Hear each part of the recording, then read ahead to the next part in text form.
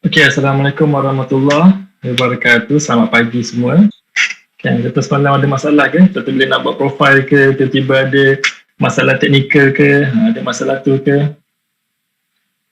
KAT, freelancer tu kena verify phone number ke?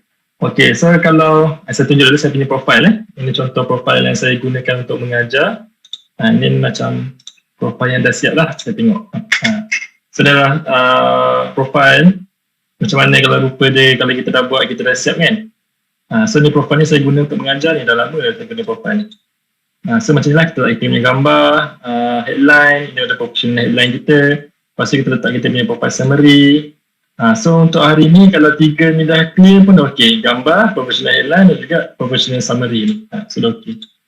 Contoh macam kat sini ada yang tanya, Coach, freelancer tu kena verify phone number. Okay. So kalau kita perasan dekat bahagian verification bahagian kanan ni kan, ada satu iaitu phone verified. So phone verified ni buat masa sekarang ni tak perlu lagi nak verify, tapi nak verify pun boleh. Sebab apa Sebab kalau kita tak verify sekarang, satu hari nanti kita kena verify juga.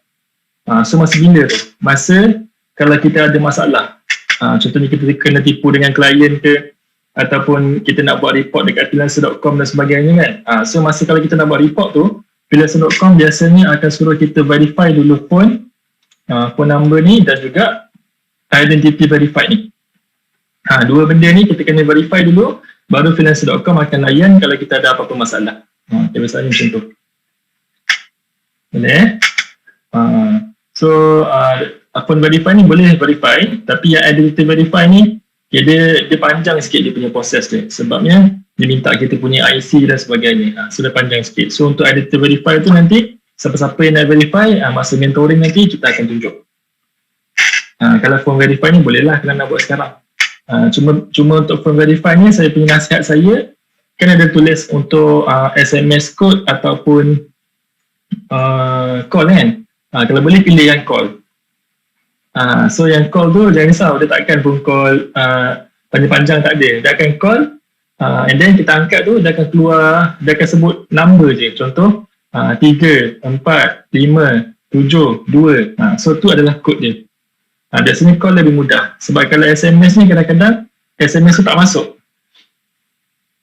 And then lagi satu, bila kita nak verify phone number tu, contoh kalau macam kita gunakan SMS juga, kalau kita dah resend SMS code tu, lepas tu tak ada, kita tak dapat message kan, kita jangan spam benda tu. Kita jangan tekan resend, jangan. Nanti kita kena block. So nanti bila kita kena block tu, kena tunggulah next day ataupun berapa masa dia bagi tu, baru boleh kita verify balik. So kalau nak mudah, ambil yang call je. Nak verify sekarang boleh, nak verify nanti pun boleh, tapi satu hari nanti mesti kita kena verify juga. Bila kita ada masalah tu nanti. Bila kita ada masalah, kita nak report kat freelancer.com, memang freelancer.com suruh kita verify dah dulu. Okay, sama phone number dan juga identity verify, dua-dua ni. Selain daripada tu tak perlu. Contoh macam payment ni, payment macam semalam saya cakap, kita hanya verify bila kita ada duit. Kita nak withdraw duit tu, barulah kita verify. Boleh Okay, so ni adalah contoh saya punya profile. Ini account ni saya guna untuk mengajar je ni. Kalau kita tengok, okay, ni adalah nama. Lepas tu saya punya username, gambar saya dah letak.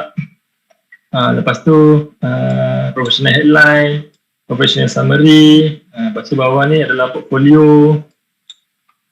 Saya boleh klik, contoh macam klik, adalah portfolio. Ini semua adalah portfolio. Lepas tu scroll ke bawah. Ni tak ada review lagi sebab memang saya tak pernah buat job pun dekat account ni. Sebab account ni memang saya untuk mengajar je. Contoh macam sini, job offer semua keluar kat sini. Dekat bahagian chat. So contoh nanti siapa-siapa yang dapat job offer ke, dapat interview dan sebagainya, semua akan keluar dekat chat. Chat bahagian bawah ni kan. So ini adalah chat. Okay, then experience, experience saya tinggalkan kosong sebab masa saya buat ni dulu saya tak ada pengalaman bekerja pun. Sebab saya baru fresh grad kan. So saya pun tak letak experience, tak ada masalah. Kemudian saya letak saya punya education, qualification. Qualification ni kalau ada sijil-sijil, sijil-sijil yang diiktiraf worldwide. Biasanya sijil-sijil daripada software lah. Kalau macam contoh macam saya ni, saya Autodesk Inventor, so Autodesk tu yang keluarkan sijil tu. So bila kita sebut Autodesk, so satu dunia pakai Autodesk, so diorang tahu. Kita janganlah letak sijil-sijil yang contohnya hanya dikeluarkan di Malaysia ataupun company-company di Malaysia kan. Contoh kita join kursus apa-apa, so kita dapat sijil. So benda tu nanti bila dia macam tak diiktiraf satu dunia lah, sebab diorang tak tahu. Contohnya company tu adalah company apa, contoh macam MDEC kan, MDEC bagikan sijil dan sebagainya kan, so dia pun tengok MDEC tu apa, dia tak kenal. Tapi kalau yang ada contoh macam nama-nama software dan developer software tu sendiri yang punya sijil, yang tu lebih bagus, kita boleh letak. Lepas tu bahagian publication ni kalau kita ada dah pernah publish jurnal ke buku ke dan sebagainya, so bolehlah letak kat sini.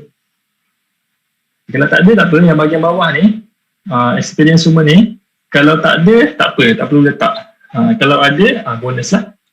Dia macam tu, dia bukannya wajib. Dia tak ada efek sangat pun kita punya profile, tapi yang penting atas ni kita punya gambar, kita punya nama, nama ni tak boleh ubah lah, kita punya gambar, kita punya headline atas ni, atas professional summary ni dengan portfolio. Ini yang paling penting. Nanti saya akan bagi tahu apa kepentingan dia lagi kan, lebih lanjut nanti pada hari ni. So boleh ada soalan lagi kan?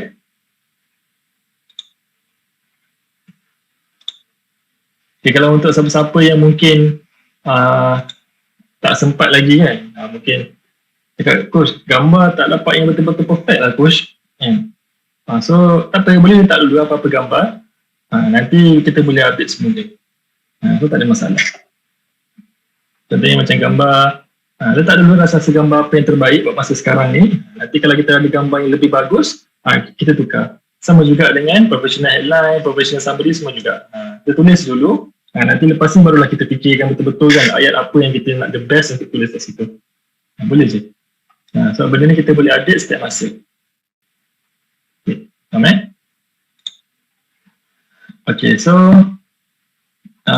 kalau tak ada apa-apa soalan, ada je. Portfolio tu boleh ke letak design-design yang saya pernah buat sebelum ni, design poster, brochure semua. Okay, so untuk yang soalan yang ni untuk bahagian portfolio, dia memang adalah kita punya hasil kerja sebelum ni. Contoh kalau kita ni sebagai graphic designer, so kita letaklah kita punya poster, brochure dan sebagainya. Dia memang hasil kerja kita. Yang kita dah pernah buat sebelum ni, itu adalah portfolio. Tapi kalau untuk yang Cik Aina ni kan, kalau boleh, Cik Aina buat apa? Cik Aina buat graphic design. Kalau graphic design baru kita boleh upload. Tapi kalau kita buat skill lain, kita macam ke atas data entry ke, data entry kan, so janganlah kita upload portfolio graphic designer tersebut. Jangan. Dia mesti portfolio tersebut berkaitan dengan skill yang kita nak buat. Faham so nanti masa hari esok nanti kita akan pergi dengan lebih mendalam lah macam mana kita nak buat portfolio, jenis-jenis portfolio, contoh data entry macam mana portfolio dia, IT macam mana portfolio dia, nanti kita akan share dengan lebih lanjut esok. Boleh? So kita akan tak ada kat sini soalan kan? So hari ni seperti yang dijanjikan, pagi ni kita akan mulakan dengan nak pergi berperang dah kan. Saya cakap tadi habis hari kedua pergi berperang kan. So hari ni kita nak pergi berperang dah. So saya harap semua dah prepare lah. Sebab hari ni kita dah belajar untuk betul-betul cari kerja, kita nak differentiate kerja tersebut, kita nak apply ataupun tak kan, kita patut elakkan ke ataupun tak, and then macam mana kita nak bid, proses bidding tu macam mana. Daripada semalam masih cakap bid kan, tapi macam mana lupa bid tu. So hari ni kita akan belajar, and then apa itu proposal. So proposal tu adalah benda dalam bidding tu nanti. So mesti ada yang macam takut kan, proposal, kebiasaan kalau proposal dekat luar ni kita kena buat dalam bentuk PowerPoint kan, kena present mungkin berbelas-belas page dan sebagainya. So bukan macam tu. Proposal kat sini dia mudah je, dia karangan pendek je. So nanti kita akan go through semua tu. So kita akan tengok learning outcome untuk lesson 6 ni. Yang pertama, kita akan start bidding process for any related project. Okay, and then kedua kita akan create project bidding proposal, and then ketiga kita akan learn different type of proposal. So ni kita akan belajar lah senam ni. Okay, so untuk bidding process, bidding process ni bermaksud kita nak apply, proses untuk kita apply sesuatu job tu yang kita minat tu. So dipanggil sebagai bidding process. Okay, so after spending your time browsing for related project, you need to decide quickly which project that you need to bid.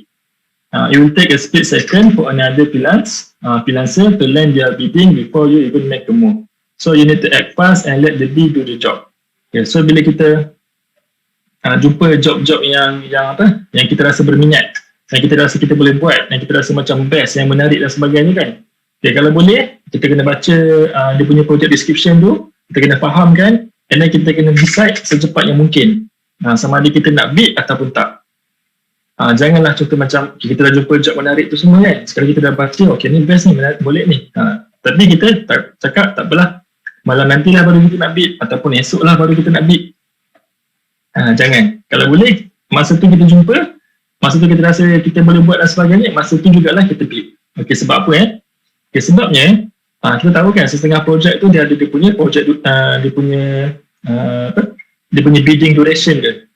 Dia kiranya job tersebut dibuka selama berapa lama. Ada tulis masa kat situ kan. Okay, kalau kita tunggu sampai waktu tu ataupun masa tu dah hujung-hujung, contohnya kita tunggu nantilah tunggu dah nak tutup baru kita nak bid kan. Okay, yang itu kebiasaannya kita akan rugi. Okay, sebab apa Sebab dia klien ni ataupun employer ni dia pun manusia juga. Dia pun ada sikap malas tu. Okay, so bila job tu baru post, kebiasaannya siapa-siapa yang bid awal-awal tu ada akan rajin tengok.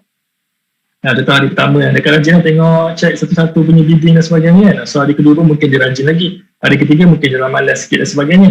So kalau dah hari hujung-hujung tu baru kita nak bid, kemungkinan klien tersebut dah malas nak buka, dia dah malas nak tengok yang baru-baru ni. Kiranya bidding yang baru masuk ni. Itu macam tu. Ataupun kebiasaannya kadang-kadang walaupun job tu dia tulis kat situ dia punya bidding duration adalah 7 hari contohnya. Okay, kadang-kadang kalau klien tu dah mungkin hari ketiga kan, dia rasa dah malas nak tunggu hari keempat dan sebagainya, kadang-kadang hari ketiga tu dia dah tutup dah. Sebab dia dah pilih dah siapa-siapa yang dia rasa berminat. So contohnya kalau macam kita rasa ada masa lagi, so kita tunggu-tunggu, sekali esoknya rupanya dah tutup.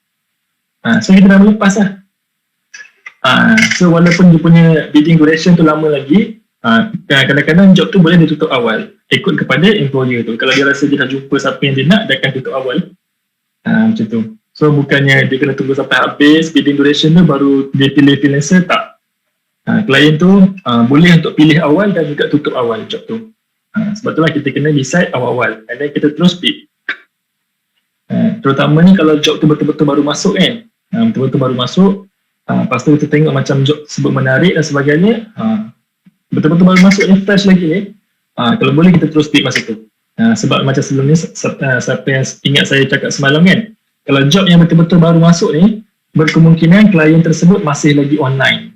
So bila klien tersebut masih lagi online, kita terus bid, mungkin kita mungkin boleh dapat respon direct terus daripada klien tersebut lah. Sebabnya kadang-kadang kalau dia tengok online ni dia rajin, dia tengok dah ada bid lah, so dia akan buka, dia akan baca kita ni bid. Biasanya macam tu lah. Tapi kalau dia dah offline tu mungkin dia akan lambat sikit, sebabkan terutamanya disebabkan perbezaan masa kita kan, kita punya time zone tu. So mungkin kita tengah aktif sekarang ni, kita tengah bangun, so kita bid sekarang, tapi nak tunggu klien tu respon, mungkin kita tunggu malam nanti ataupun pagi esok. Sebab apa? Masa itulah baru klien tu bangun pula, baru klien tu aktif pula. Dia macam tu. So nampak kenapa perlu ni kita bid awal-awal. Okay, and then yang kedua tu, kenapa kalau kita lambat? Sebabnya freelancer yang lain ni, terutama freelancer daripada India, Bangladesh dan sebagainya kan, kedua orang ni semua jenis suka yang spam bid tau. Dia bila job baru masuk je, dia terus klik, dia terus hantar bid. Dia jadi macam tu. So kalau kita ni lambat, maka kita akan duduk belakang-belakang lah, lebih kurang macam tu lah. So diorang ni dia duduk atas-atas lah. Dia macam tu. And then disebabkan hal ini juga, macam tadi saya cakap kan, klien tu manusia juga, which is mungkin dia malas dan sebagainya kan. So mungkin yang disebabkan kita lambat, so bagi yang awal-awal dah ramai dia orang beat apa semua kan. So dia tengok yang awal, dia tengok mungkin dah berpuluh dan sebagainya. Okay, dia pun macam, oh banyak sangat ni, dia pun dah penat dah. Mungkin kita ni yang kedudukan ni 30, tapi dia tengok sampai 25 je sebab dia dah malas tengok nak baca lagi kan. So mungkin dia pilih dari kalangan yang dah 25 tu. So kita ni yang terduduk kedudukan 30 ni, so dia tak tengok pun kita punya feed. So tak nak lah macam tu. So kalau boleh, kita jumpa je job kita rasa menarik, kita rasa kita boleh buat dan sebagainya, jangan buang masa, beat je terus. So macam tu. Okay. And then bidding process yang seterusnya, apa yang kita kena buat adalah, okay, you also need to understand the whole project description and you must be able to deliver it as described the client. Ini pun macam semalam pun saya dah beritahu, hari ni bacakan lagi sekali, iaitu wajib kita baca dan juga kita fahamkan the whole project description tu.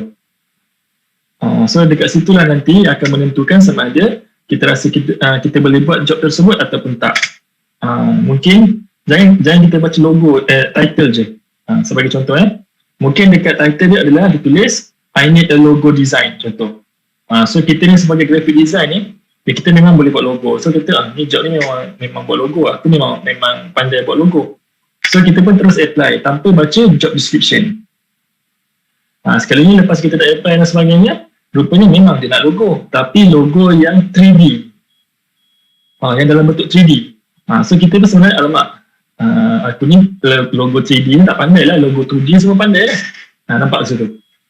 Walaupun title dia tulis logo, tak semestinya logo tersebut kita boleh buat. Sebab itulah pentingnya kita baca project description tu. So kita baca dan fahamkan, and then kita rasa kita boleh buat, barulah kita bid. Okay, lagi satu, bila kita dah baca dia punya project description dan sebagainya, kita dah faham, okay, it will make your next step easier to start writing a bidding proposal. So bila kita dah faham dia punya project description tu, kita dah clear dengan segala information dan sebagainya, okay, dia akan memudahkan proses kita yang seterusnya, iaitu menulis proposal. So proposal ni adalah kita akan tulis berdasarkan apa klien tu nak.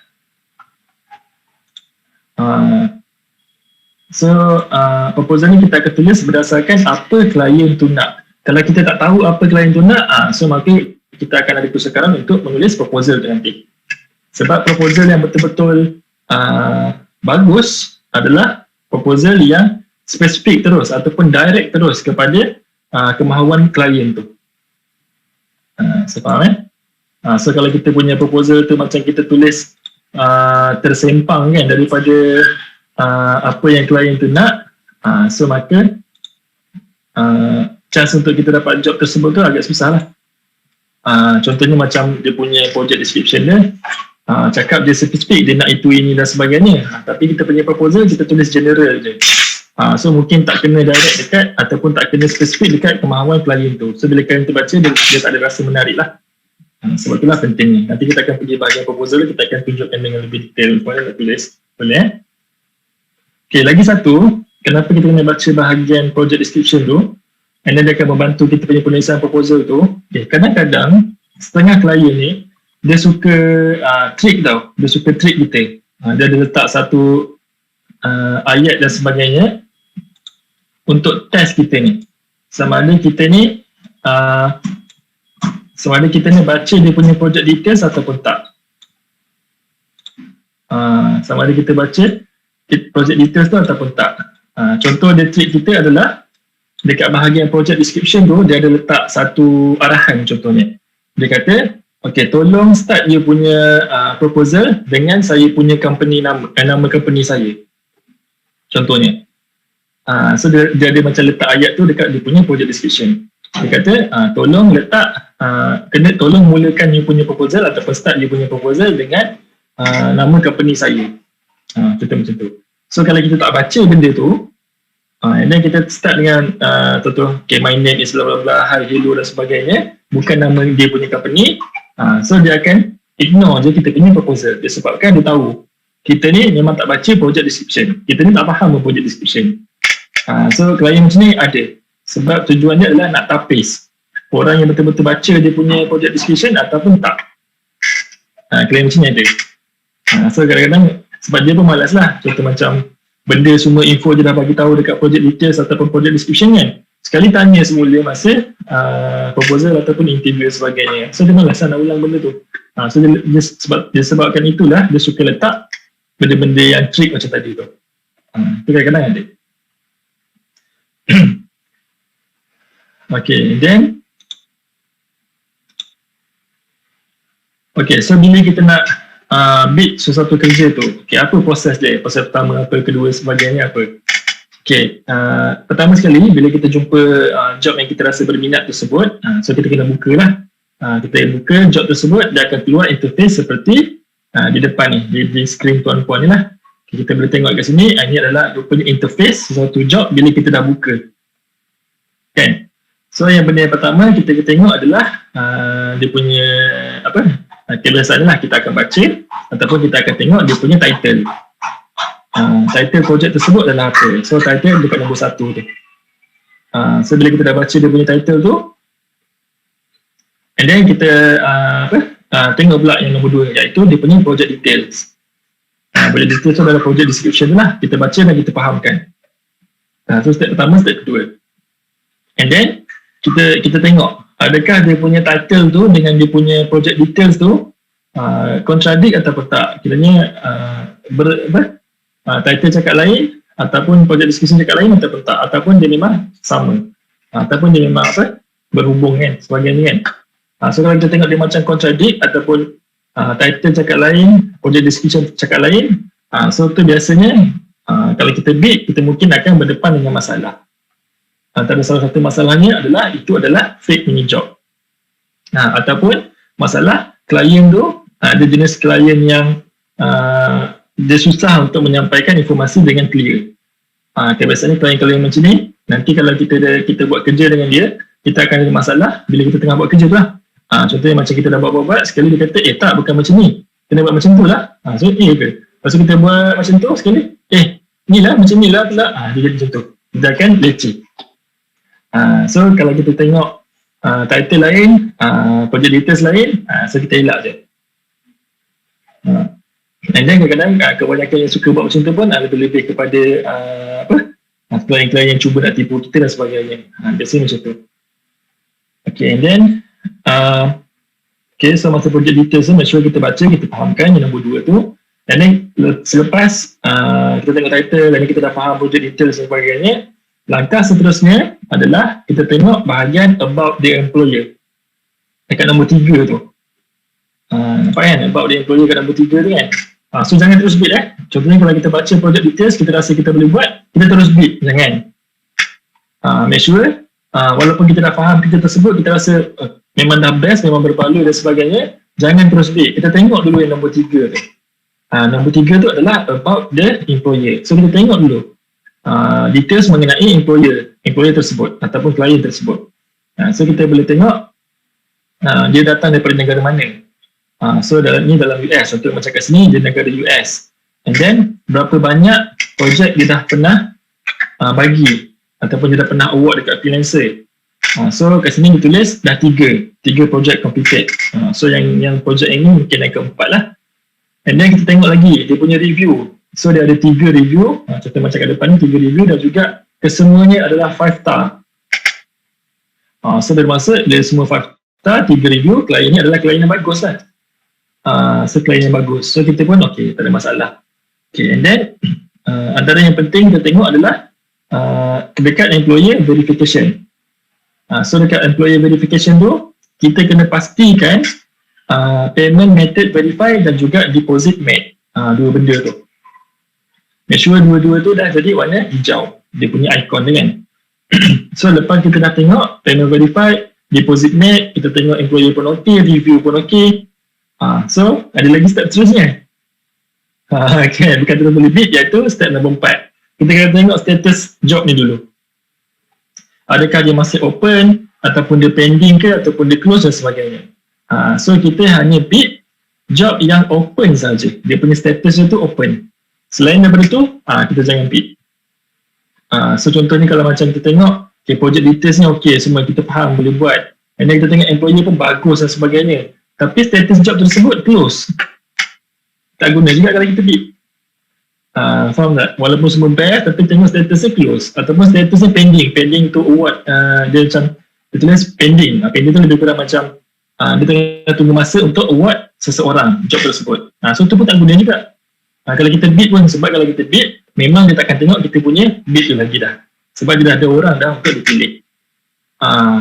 So kita tengok sampai nombor 4 ni, semua dah okey. Okay, barulah kita akan pergi kepada kita nak bid ataupun start yang nombor 5.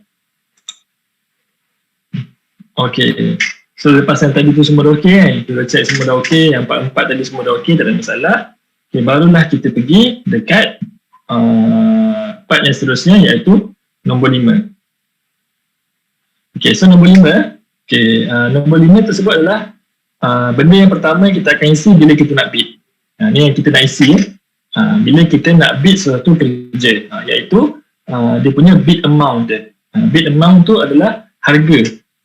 Berapa harga kita nak offer dekat kita punya klien tu untuk kita siapkan kerja tersebut.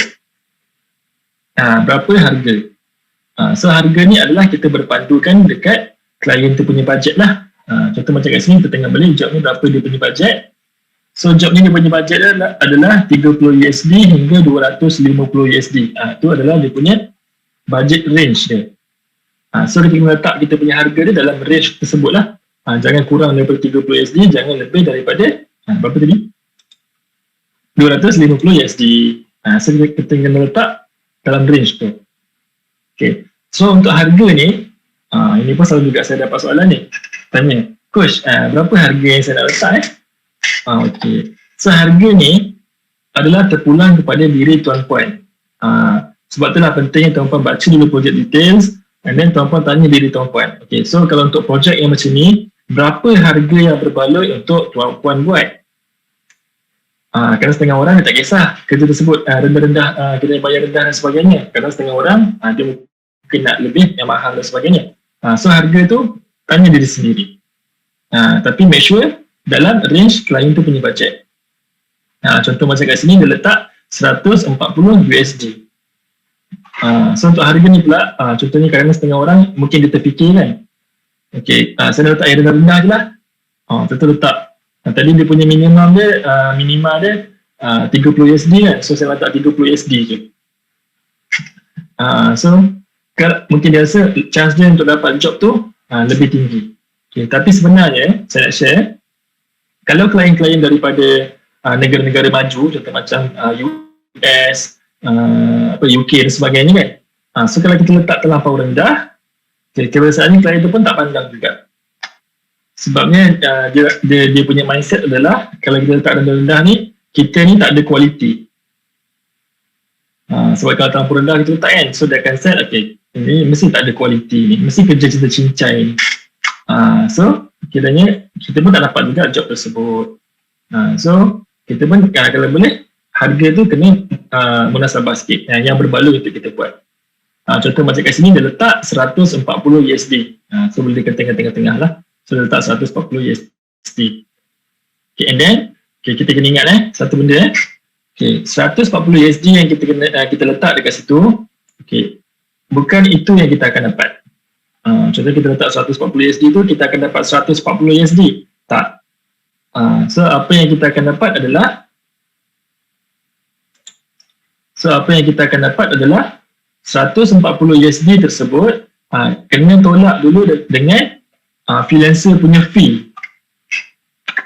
Freelancer.com pun ada fee dia ada ambil fee bahasa Melayu apa? Iuran So dia ada ambil fee. So fee 10% daripada harga projek tersebut. Contoh macam kat sini kita bid 140 USD. So 10% daripada 140 adalah 14 USD yang kita boleh tengok bawah tu kan, yang bahagian paid to you tu. So 140 tolak 14 USD, okay, apa yang kita akan dapat hanyalah 126 USD sahaja, bukannya 140 USD tersebut. So lepas ni janganlah kita pelik kan. Dia cakap, saya minta 140 USD, kenapa saya dapat 126 USD sahaja? Kita pun marah kita punya klien.